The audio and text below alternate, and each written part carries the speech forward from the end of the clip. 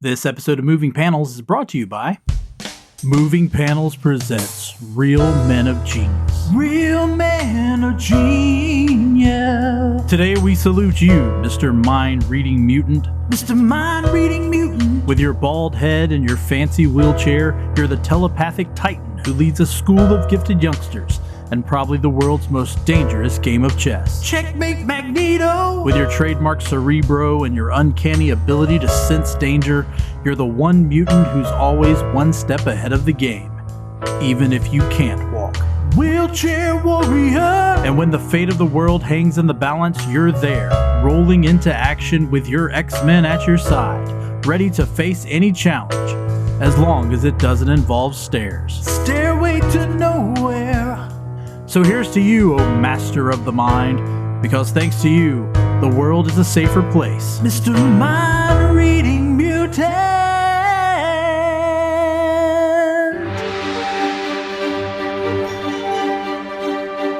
Welcome to this Moving Panels One Shot. Let's have a nerdy little conversation, and we are going to actually use this one to continue our discussion from last week, where Bethy and I talked about the first 4 episodes of X-Men 97, because we just saw the 5th episode. I'm going to go ahead and put spoiler warning right here, right now, because, man, we talked about how we were anticipating a continuation of the Storm and Forge storyline.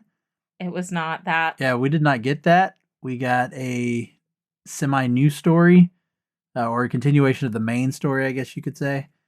And there's a lot of TikToks and social media posts out there of people reacting to this episode.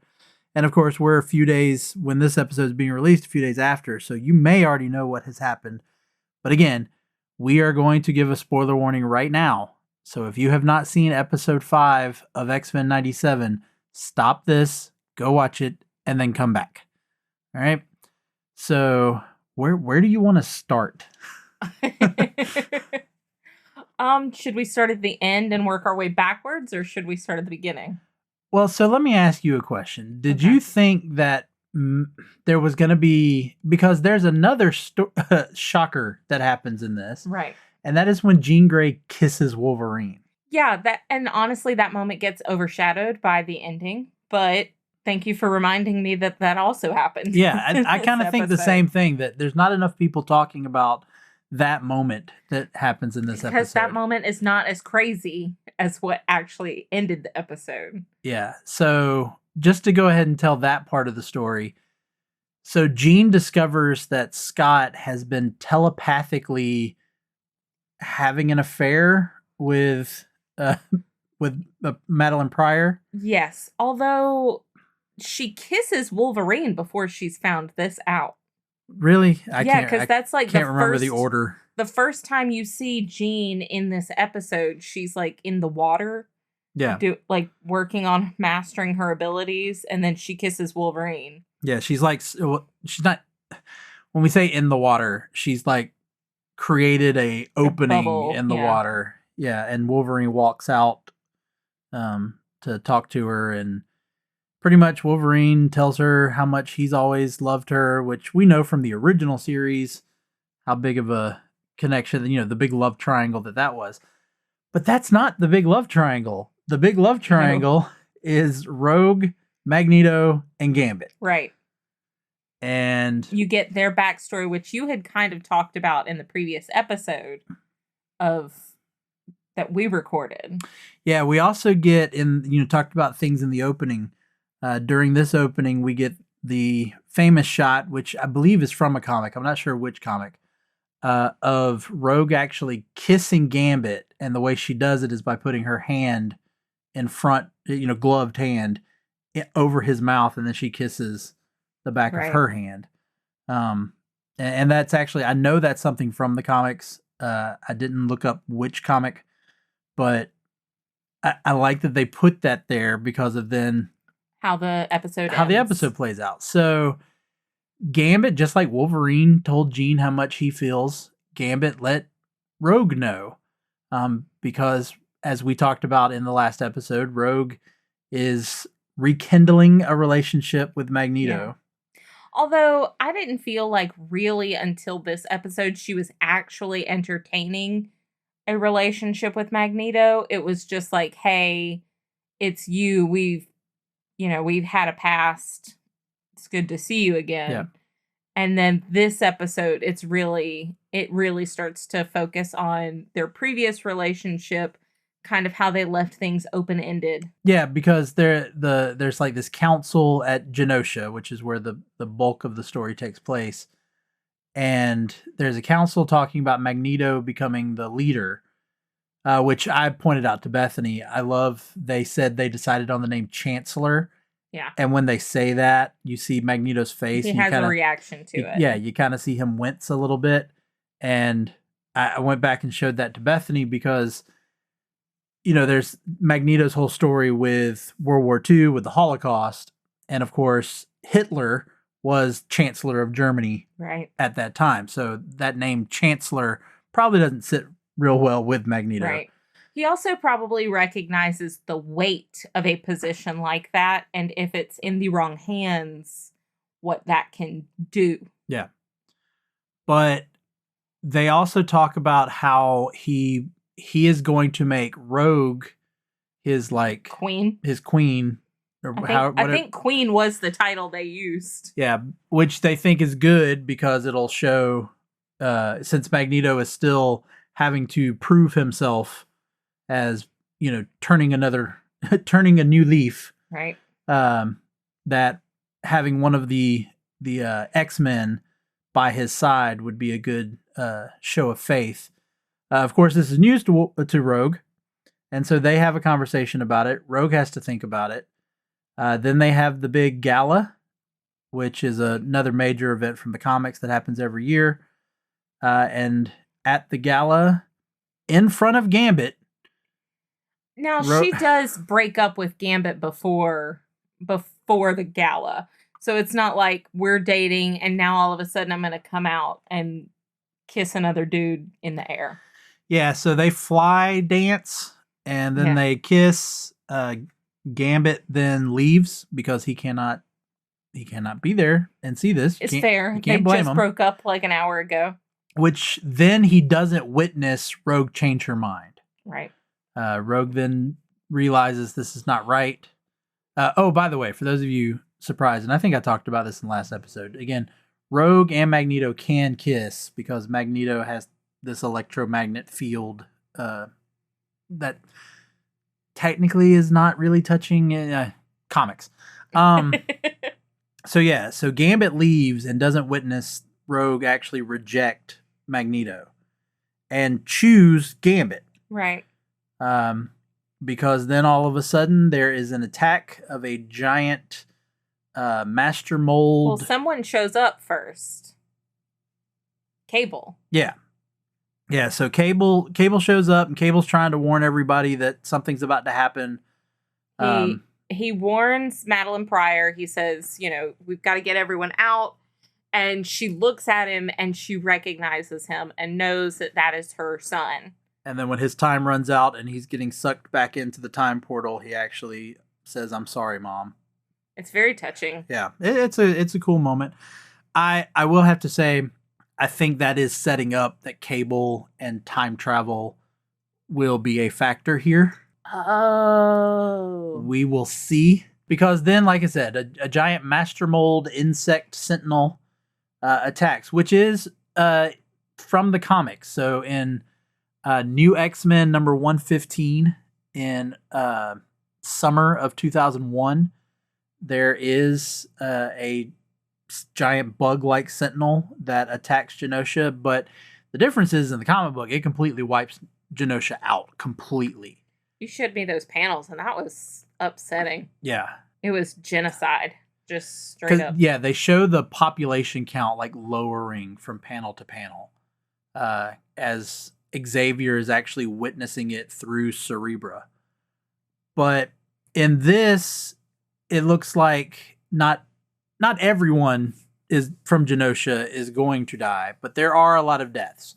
We do see some deaths of characters that we know from the original series, and we do see potential deaths of other characters. But we'll cut to the chase.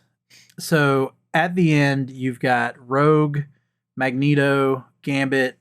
They're trying to battle. They're trying to save people. They're trying to battle the Sentinel, and the Sentinel locks onto Magneto and a group of younger X-Men, not X-Men, mutants. Yeah, mutants that are part of the Morlocks. Actually, Leech being the one they feature on, and Magneto is really kind of stopping the Sentinel from hurting them, but the Sentinel just keeps putting more power in. Rogue then tries to step in. Magneto uses his powers to subdue both Rogue and Gambit, and you see just Rogue and Magneto making some eye contact. Right. It's kind of Magneto's way of saying goodbye. Yeah. Like, I have no choice. I have to do this. And then you just see this, like, explosion. And then the Sentinel says... Target. Mutant threat distinguished or something like that. Or neutralize something. Yeah. I will just go ahead and throw out. He is holding Leech at the time. And so they do not ever then show Magneto's body. No. After that, you do not see Magneto or any of the other mutants that were with him.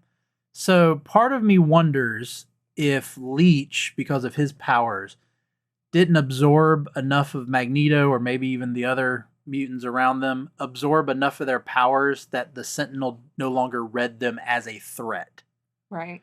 Here's hoping. Yeah, so we'll have to wait and see. But based off of what we saw, Magneto has died. Right. This, of course, enrages Rogue, and we think we're about to get this huge... Rogue fight. Yeah, Rogue just taking out the Sentinel, but then Gambit takes her out with a charged motorcycle, and then Gambit decides he's going to do it. And it's this great heroic moment. I've even seen a TikTok where they match it up with the I Need a Hero song. Aww. But you think Gambit's about to have this big moment, and then out of the blue, the Sentinel just runs Gambit through.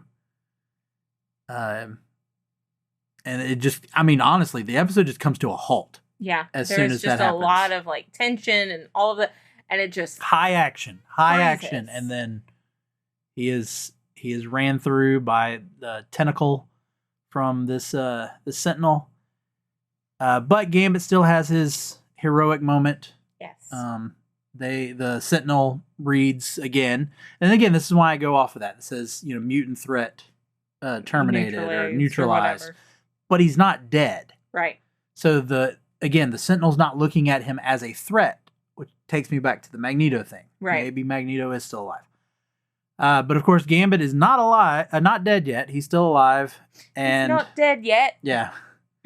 'Tis but a flesh wound. We get a little grin with blood trickling out of his mouth, and then he says, "My name's Gambit." And then he grabs hold of the tentacle and starts to charge it, and he charges this entire giant master mold Sentinel. Right. Which is something I don't know if I've ever witnessed Gambit charge something this big. But he charges the whole thing, and then we get another shot of Gambit, and he just says, "Remember it," which is the name of the episode. Aww. And then there's I'm going to start paying attention to the episode names. And then there's a huge explosion, and we again have to assume that Gambit's dead. We then cut to see the X-Men back at the mansion, seeing the news footage. Yeah. And Scott is asking, how many... what has happened. Beast is just floored. And then we cut back and we get a shot that solidifies and proves destroyed us that Gambit is in fact dead. We get Rogue holding him.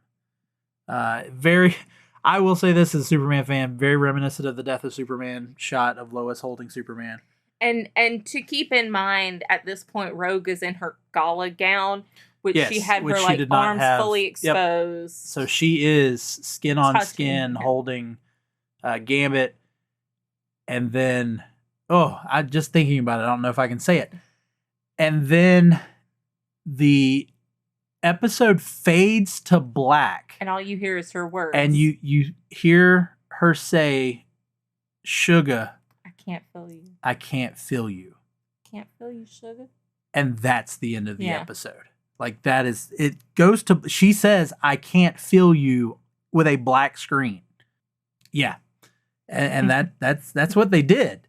Yeah. They potentially killed both Magneto and Gambit in episode 5. And we still have like 5 episodes to go. Right. Or 4 episodes. I don't remember if it's 9 or 10. 4 or 5 episodes to go.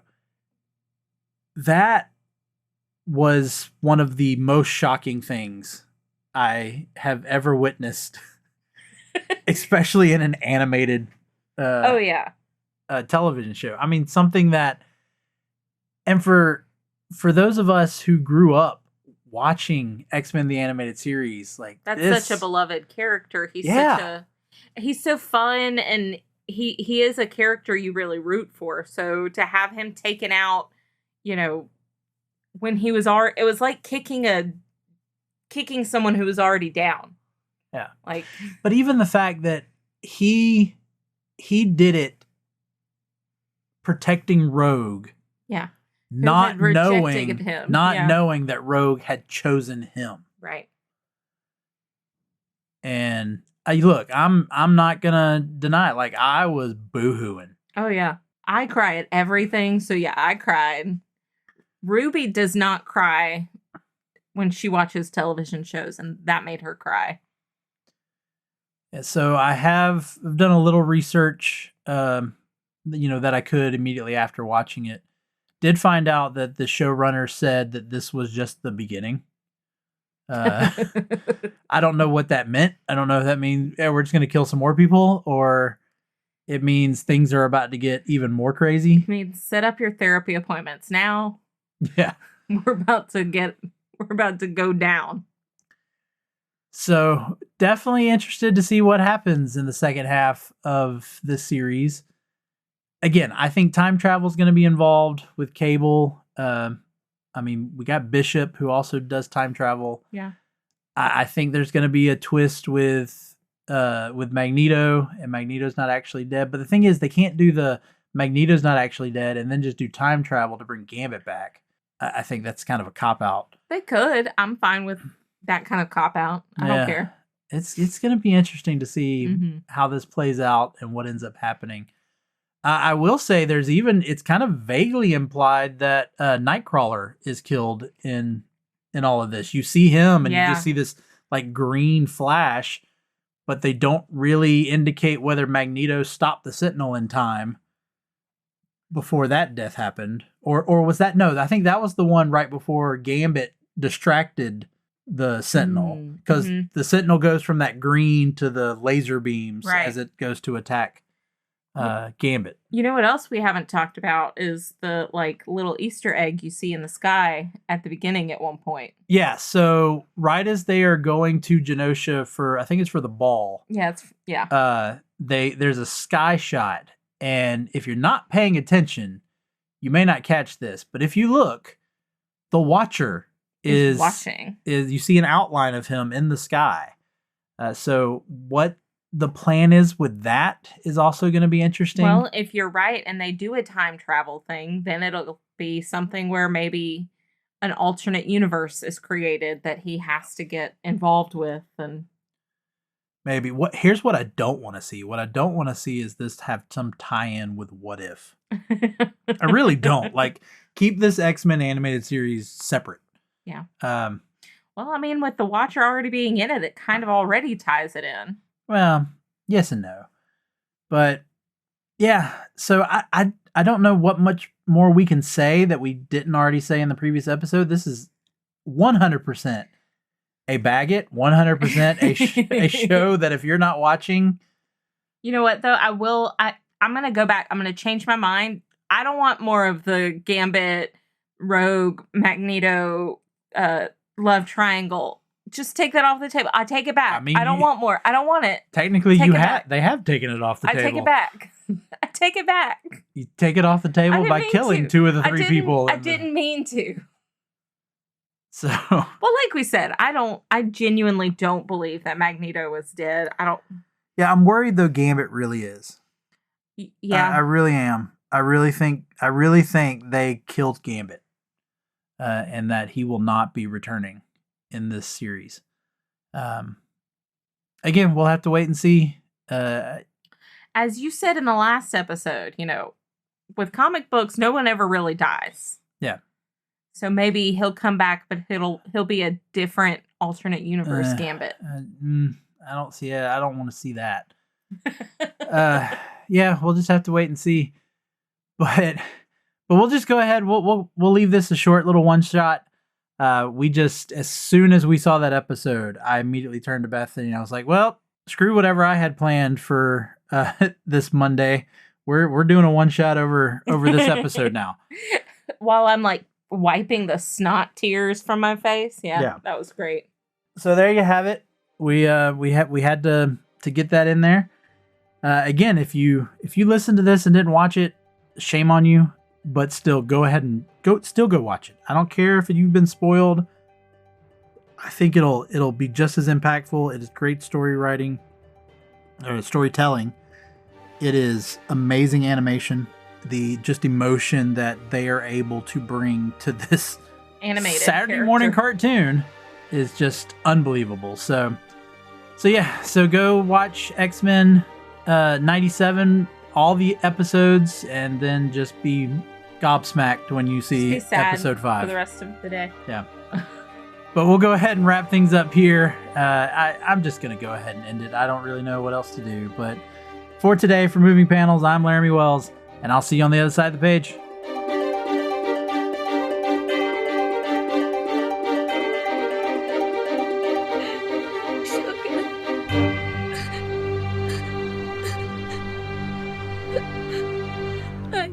I can't feel you.